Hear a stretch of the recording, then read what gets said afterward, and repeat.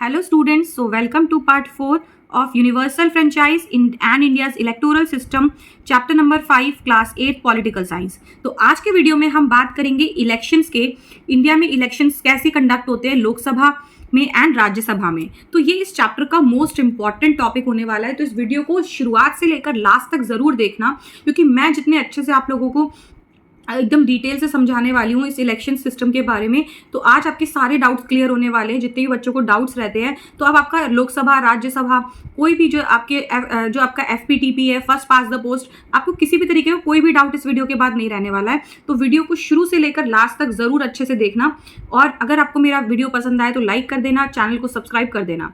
तो चलिए चलते हैं विदाउट वेस्टिंग टाइम अपने फर्स्ट टॉपिक पे, elections to the Lok Sabha and state legislative assembly. ये जो है हम सबको पता है, जो लोकसभा हमारी सेंटर में जो लॉ मेकिंग बॉडी है वो क्या है, पार्लियामेंट है, और वहीं स्टेट में जो लॉ मेकिंग बॉडी है वो क्या है, लेजिस्लेटिव, जिसको हम क्या बोलते हैं, असेंबली। तो आज हम देखेंगे कि पार्लियामेंट में भी दो हाउसेज जो होते हैं, लोकसभा एंड राज्यसभा। तो इसमें हम देखेंगे कि लोकसभा और स्टेट लेजिस्लेटिव असेंबली के इलेक्शंस कैसे होते हैं, और ये दोनों ही क्या है, हमारी लॉ मेकिंग बॉडीज है। क्या है, लॉ मेकिंग बॉडीज, जो कि भारत में कानून व्यवस्था या फिर अलग अलग जो कानून है वो बनाते हैं। Okay, so elections in India are often referred to as festival of democracy. ये इतनी बड़ी जीत है डेमोक्रेसी की, इसीलिए हम इसे क्या बोल देते हैं, festival of democracy. At a time when citizens exercise their right to choose representatives freely। और ये वो टाइम है जब जिसमें जो लोग हैं भारत के, वो सब फ्रीली, फेयरली एंड रिस्पॉन्सिबल तरीके से क्या करते हैं, इलेक्शंस में पार्टिसिपेट करते हैं। तो इस तरीके से ये हमारे इलेक्शंस क्या हो गए, इंडिया के सबसे बड़े फेस्टिवल्स, डेमोक्रेसी की जीत इसे हम बोल सकते हैं। इंडिया एक पार्लियामेंट्री सिस्टम फॉलो करता है, जिसमें मैंने अभी क्या बताया था आपको ऊपर, कि जो लॉ बनती है वो कहाँ बनती है, सेंटर में। पूरे देश के लिए जो लॉज बनते हैं वो लोकसभा और राज्यसभा में बनते हैं, पार्लियामेंट में बनते हैं। इसी सिस्टम को हम लोग क्या बोल देते हैं, parliamentary system of government, where citizens participate at various levels of elections, Lok Sabha, state legislative assemblies and local bodies. So इसमें जो लोग हैं, सिटीजन्स जो हैं, वो अपने यूनिवर्सल एडल्ट फ्रेंचाइज UAF का यूज़ कहाँ कहाँ करते हैं, लोकसभा के इलेक्शंस में, स्टेट लेजिस्लेटिव और लोकल बॉडीज़ के इलेक्शंस में करते हैं। The country is divided into 543 constituencies. अब यहाँ से शुरू हो जाता है हमारे लोकसभा के इलेक्शंस का टॉपिक। ओके, तो लोकसभा के इलेक्शंस का टॉपिक हमारा अब यहाँ से शुरू हो रहा है। सो कंट्री कितने पार्ट्स में डिवाइडेड है, 543 कॉन्स्टिट्यूएंसीज में डिवाइडेड है। ओके, अब ये कॉन्स्टिट्यूएंसीज क्या होती है, ये वो जगह होंगी जहाँ से कैंडिडेट्स चूज होंगे, जहाँ पर इलेक्शंस कंडक्ट होंगे। तो लोकसभा में टोटल कितनी सीट्स होती हैं, 543 सीट्स होती है लोकसभा में टोटल। और भारत को छोटे छोटे 543 कॉन्स्टिट्यूएंसीज में डिवाइड किया जाता है, जहाँ पे इलेक्शंस होते हैं, और हर एक कॉन्स्टिट्यूएंसी से एक रिप्रेजेंटेटिव क्या होता है, इलेक्शन जीतता है, और वो लोकसभा का मेंबर बनता है। The elected candidate to the Lok Sabha are known as the member of parliament. जो भी लोकसभा में इलेक्शन जीत जाते हैं और लोकसभा का पार्ट बन जाते हैं, उन सब लोगों को क्या बोला जाता है, MPs या फिर member of parliament. Where the candidates elected to the state legislative. लेकिन जो स्टेट में लॉज बनती है, जो स्टेट लॉज बनाते हैं, उन मेंबर्स को हम लोग क्या बोलते हैं, मेंबर्स ऑफ लेजिस्लेटिव असेंबलीज, जिनको हम MLAs बोलते हैं। क्या बोलते हैं, MLAs। अब इंडिया में इन कैंडिडेट्स को चूज करने के लिए इन 543 कॉन्स्टिट्यूएंसीज में एक सिस्टम यूज होता है, जो कि बहुत इंपॉर्टेंट है, जिसको हम क्या बोलते हैं, first past the post electoral system. अब ये क्या होता है, where in the candidate receive the most votes. ये एक बहुत सिंपल सिस्टम है, जिसमें एक कॉन्स्टिट्यूएंसी में मान लेते हैं A, B और C 3 कैंडिडेट्स खड़े हुए। मान लेते हैं इसमें A को मैक्सिमम वोट मिले, मतलब टोटल लेट्स से 5, एक कैंडिडेट को 330 वोट मिले, दूसरे कैंडिडेट को 300 वोट मिले, एंड तीसरे कैंडिडेट को 200 वोट मिले। तो क्योंकि हमें पता है कि ए के पास सबसे ज़्यादा वोट्स है, 330 वोट्स है, तो कौन क्या इलेक्शन जीत जाएगा, ए इलेक्शन जीत जाएगा। सो इसमें फर्स्ट पास्ट द पोस्ट का मतलब ही क्या है, जो कैंडिडेट के पास मैक्सिमम वोट रिसीव जिसको होंगे, जो सबसे ज़्यादा वोट रिसीव करेगा वो इलेक्शन जीत जाएगा।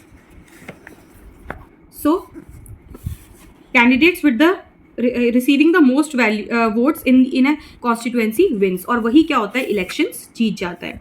This means that candidate can win without securing even 50% of total votes. मतलब जैसे हमने लास्ट वीडियो में जब मैंने आप लोगों को बताया था वो केस स्टडी, जिसमें आप बताया था कि गुरमत, रवि और 3 बच्चे जो थे वो इलेक्शन लड़ रहे थे, जिसमें गुरमत को 12 वोट मिले थे 33 में से. अगर मैं 33 का हाफ करूँ तो कितना हो जाएगा, अराउंड, इसको देख लीजिए कितना होता है 33 का हाफ, 16 वोट के करीब. ठीक है, तो 16 वोट में से उसको कितने वोट मिले, 33 में से सिर्फ 12 वोट मिले. और टोटल अगर हम, तो उसमें कैंडिडेट के लिए ज़रूरी नहीं होता कि वो कितने % वोट हासिल करे, वो 50% वोट हासिल करे, ये ज़रूरी नहीं है. विदाउट 50% वोट हासिल किए भी गुरमत क्या हो गई, इलेक्शन जीत गई 12 वोट्स के साथ. तो फर्स्ट पास द पोस्ट यही होता है कि जिसके पास सबसे ज़्यादा वोट आए वो इलेक्शन जीत गया.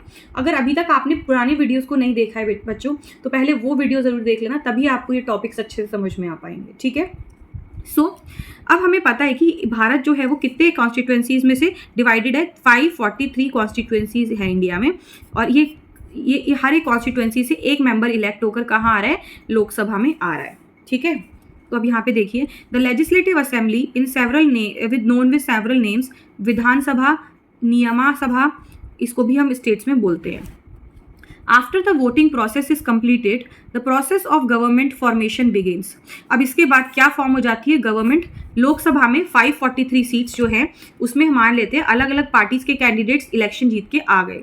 द पॉलिटिकल पार्टी और coalition winning a majority of the seats in the Lok Sabha forms the national government. अब हमने फर्स्ट पास द पोस्ट में तो ये देखा कि मैक्सिमम वोट्स लाने से ही कैंडिडेट इलेक्शन जीत जा रहा है. लेकिन वही अगर 543 में से ले लीजिए कि किसी भी पार्टी को अपनी अगर गवर्नमेंट फॉर्म करनी है, हम कैसे बोल रहे हैं कि बीजेपी की गवर्नमेंट है, क्योंकि 543 सीट्स में से जो हाफ सीट्स है एटलीस्ट, उसमें majority at least half seats 50% seats किसके पास है, बीजेपी के पास है. तो इसमें यहाँ पर अगर गवर्नमेंट फॉर्म करने के लिए 50% वोट्स का होना, मेजॉरिटी का होना ज़रूरी है किसी भी पार्टी के लिए लोकसभा में. ठीक है, सो कॉन्स्टिट्यूएंसी लेवल पे first past the post system follow होता है, लेकिन गवर्नमेंट फॉर्म करने के लिए लोकसभा में 50% सीट्स चाहिए. अगर वो सीट्स नहीं होती है 50%, तो वो कोई भी 2 पार्टीज कोलिएशन करके आपस में गठबंधन करके अपनी एक सरकार बना सकती हैं और अपने में से किसी भी एक लीडर को चूज करके क्या बना सकती है, लोकसभा का इंडिया का प्राइम मिनिस्टर हम उसको बना सकते हैं. The leader of the majority typically becomes the prime minister. ठीक है, जिस भी पार्टी को 50% वोट मिलेंगे उसका लीडर क्या बन जाएगा, prime minister. Similarly at state level, जहाँ राज्यों में जैसे हम लेजिस्लेटिव असेंबली आगे पढ़ रहे थे, अगर वहाँ पर सेम इसी मेजॉरिटी फॉर्म में जिस भी पार्टी को सबसे ज़्यादा 50% वोट्स मिलते हैं उसका लीडर क्या बन जाता है, चीफ मिनिस्टर. तो ये बहुत सिंपल है. ठीक है, यहाँ पर आपको कोलिएशन की डेफिनेशन दी गई है, ये आप देख सकते हैं. यहाँ पर एक छोटा सा आपको डायलॉग फॉर्म में दिया हुआ है. What's the difference between an MP and an MLA. MLA के बीच में, MPs represent us at the national parliament while MLAs represent us in our state assembly. Both are chosen through similar electoral process but work at different levels of the government. दोनों को same process से MP और MLAs को चुना जाता है, लेकिन वो अलग अलग लेवल पे काम करते हैं, एक स्टेट लेवल पे और एक नेशनल लेवल पे. If a country or a coalition wins the majority of the seats in Lok Sabha, it forms national government and its leader becomes the prime minister. Very simple. In state, if a party coalition wins a majority in the state assembly, it forms government and its leader becomes the chief minister. तो state में उसकी government आ जाती है. So we see that election commission is a part of election apparatus. Okay? तो ये जो instrument है, जो कौन इलेक्शंस को कंडक्ट करवाता है, वो ECI है.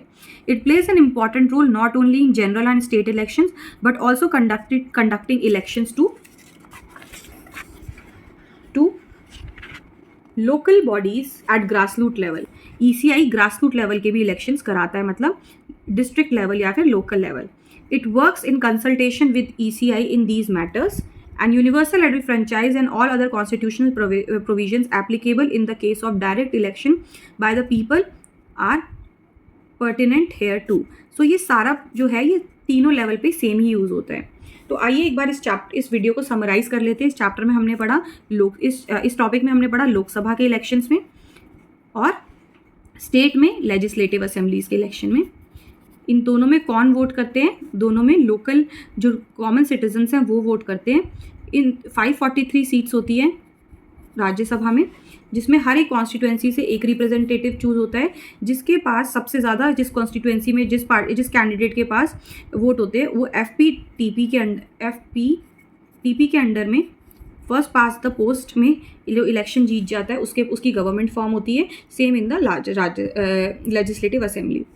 सो लोकसभा में जिस पार्टी के पास मेजॉरिटी फॉर्म होगी, मेजॉरिटी ऑफ द सीट्स मतलब 543 का हाफ सीट्स मिलेगा, उस पार्टी की गवर्नमेंट फॉर्म होगी और उसका जो लीडर है वो क्या चूज होएगा? पीएम। स्टेट में जैसे जिसके पास मेजॉरिटी सीट्स होगी उसका कैंडिडेट क्या होगा? Chief minister. तो नेक्स्ट वीडियो में मैं आपको समझाऊंगी कि राज्यसभा के इलेक्शंस कैसे होते हैं। अगर आपको ये वीडियो अच्छी लगी हो तो चैनल को सब्सक्राइब करना मत भूलना, और इसी तरीके से आपको सारे टॉपिक्स की टॉपिक वाइज एक्सप्लेनेशन मिलती रहेगी। I hope you like the explanation. तो चलिए मिलते हैं आपसे नेक्स्ट वीडियो में। तो मेरी वीडियो को like, share and subscribe channel को करना मत भूलना बेटा।